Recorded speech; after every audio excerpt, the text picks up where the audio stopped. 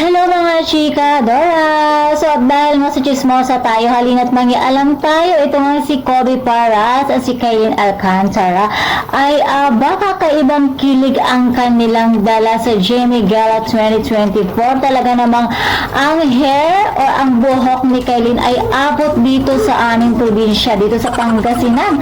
Mula Manila to Pangasinan, ganon po kahaba ang hair ni Kailin Alcantara. Dahil talaga naman, di ba, napakagwapo naman talaga ni Kobe Paras.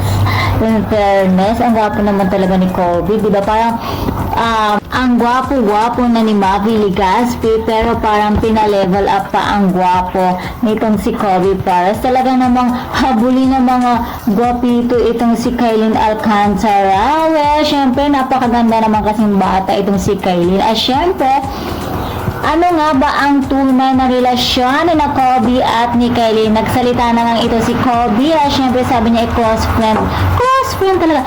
Close friend lang daw sila ni Kailin. Totoo ba? O pang showbiz lang talaga yung answer?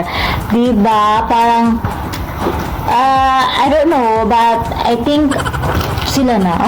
Sila na pala desisyon. So ito na nga, speaking of Mavi Legaspi din, parang wala ata sila, hindi ko sila nakita o napansin na umattend sa Jamie Gala 2024. Sinakasi, Carmina Anzor, hindi ko sila nakita doon. So feeling ko hindi ata sila umattend. Siguro dahil umiiwas sila sa mga kung ano-ano mga katanungan, mga ganyan. Siguro, I think, mga ganon. So, umiiwas ba itong si Mavi Legaspi, kina Kobe and Kailin? Talaga naman.